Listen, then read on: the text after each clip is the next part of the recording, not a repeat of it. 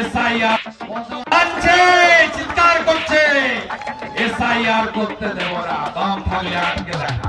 SIR করতে দেবেন না, ভোটার লিস্ট তৈরি হবে না, ভোটার লিস্ট তৈরি না হলে ভোট হবে না, ভোট না হলে 4 মে 2026 রাত্রি 12টার পরে রাষ্ট্রপতির শাসন হবে।